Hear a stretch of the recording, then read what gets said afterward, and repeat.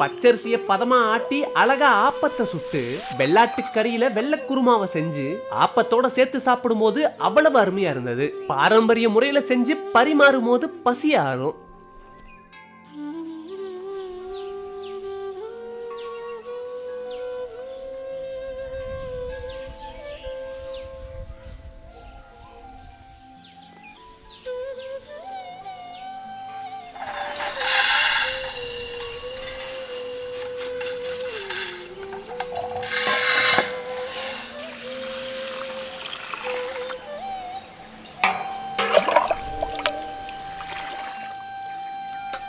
ஆப்பம் செய்யறதுக்காக ஒரு படி பச்சரிசியை நல்லா கழுவிட்டு ஊற வச்சிருவோம்.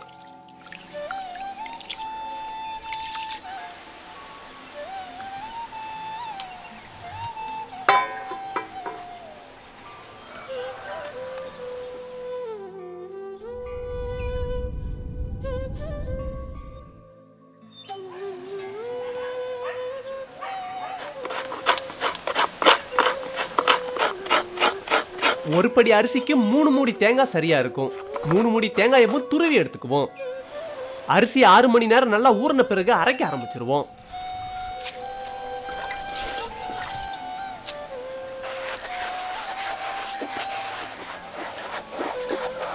அரிசி அரைக்கும் போதே துருவி வச்சிருந்த 3 மூடி தேங்காய், 1 கப்பு சோறையும் சேர்த்து நல்லா அரைக்க ஆரம்பிச்சிருவோம்.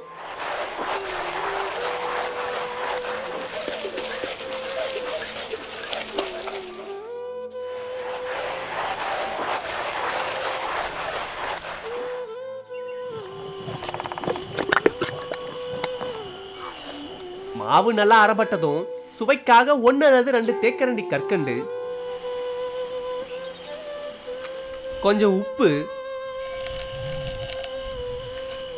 1/2 கப்பு புளிச்ச தயிர், இது எல்லாத்தையும் சேர்த்து மாவை நல்லா அரைச்சு எடுத்துக்குவோம்.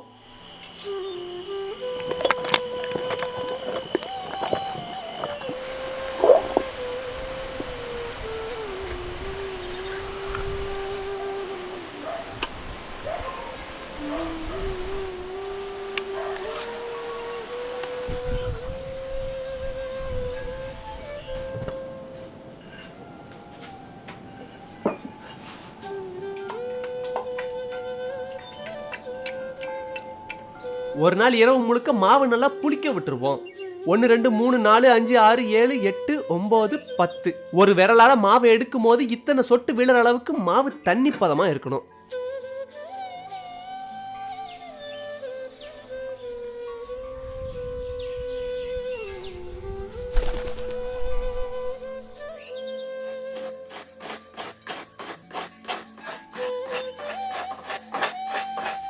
ஆப்பத்துக்கு ஆட்டுக்கறி குருமா தான் சரியா இருக்கும். அதுக்காக 1 கிலோ வெள்ளாட்டுக்கறியை பயன்படுத்திக்கிட்டோம். ஆட்டுக்கறியை சுத்தமா கழுவிட்டு வதக்க ஆரம்பிச்சிருவோம்.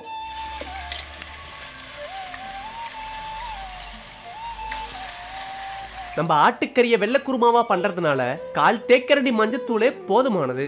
1 தேக்கரண்டி கல்லுப்பு, 1 தேக்கரண்டி இஞ்சி பூண்டு விழுது, இதெல்லாத்தையும் சேர்த்து கறியை நல்லா வதக்கிடுவோம்.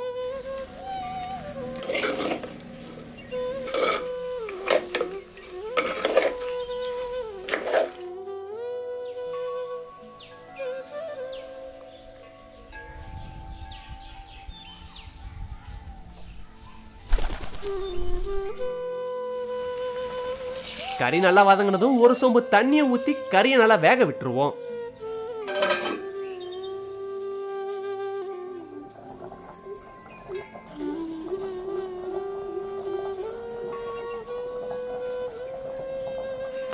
துருவின 1 மூடி தேங்காய், 2 தேக்கரண்டி கசகசா, 10 முந்திரியையும் தேங்காயோட சேர்த்து நல்லா அரைச்சு எடுத்துக்குவோம்.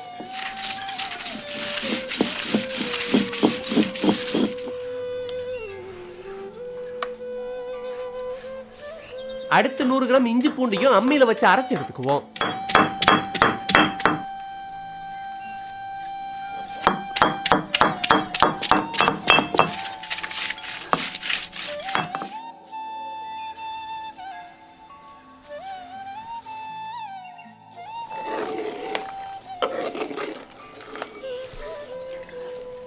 ஆட்டுக்கறி இப்ப பதமா வெந்துருச்சு.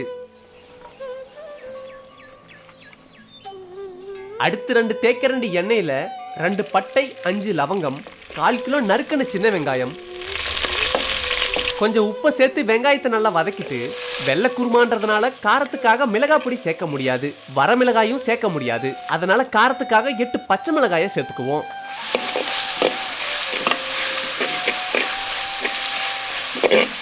அடுத்து 100 கிராம் அரைச்ச இஞ்சி பூண்டு விழுது,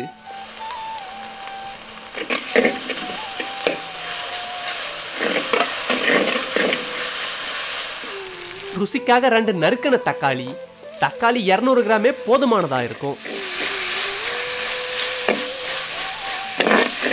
தக்காளியை முழுசா வதக்கிடவே கூடாது. இப்போ 1 கப் தயிரை சேர்த்து நல்லா கலக்கிட்டு வேக வச்சிருந்த ஆட்டுக்கறியை சேர்த்துக்குவோம்.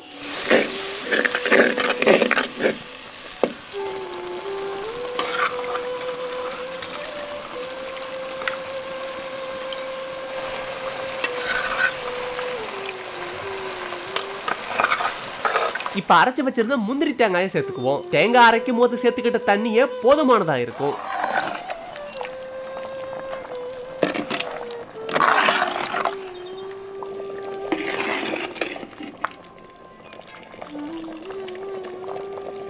நல்லா கொதி வந்து தேங்காய் பச்சை வாசம் போனதும் ஆட்டுக்கறி வெள்ளை குருமா சாப்பிட தயாராயிடும்.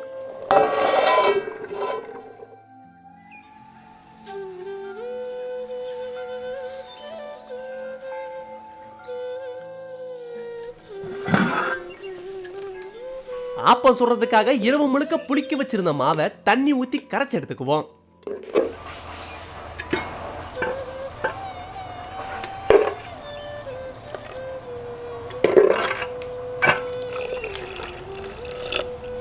மாவு நல்லா தண்ணி பதமா இருந்தாதான் ஆப்பம் சுத்துறதுக்கு சரியா இருக்கும். மாவு அரைக்கும் போதே உப்பு சேர்த்துக்கிட்டதால கரைக்கும் போது சேர்க்க தேவையில்லை.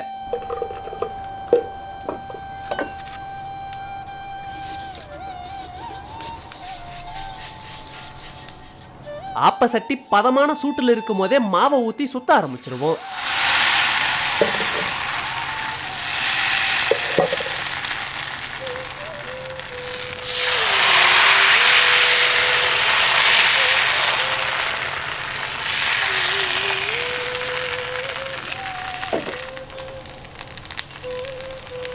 ஆப்பத்தை நல்லா சுத்தி மூடி வச்சு நல்லா வேக விட்டுருவோம்.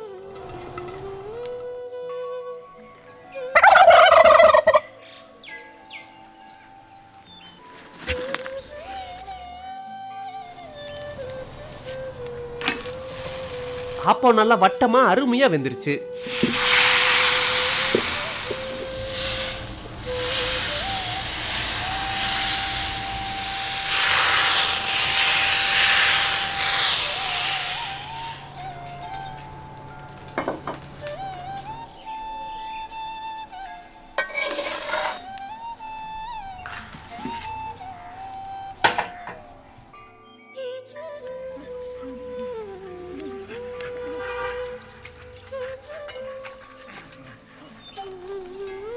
ஆப்பமும் வெள்ளை குருமாவும் இப்ப சாப்பிட தயாராயிடுச்சு.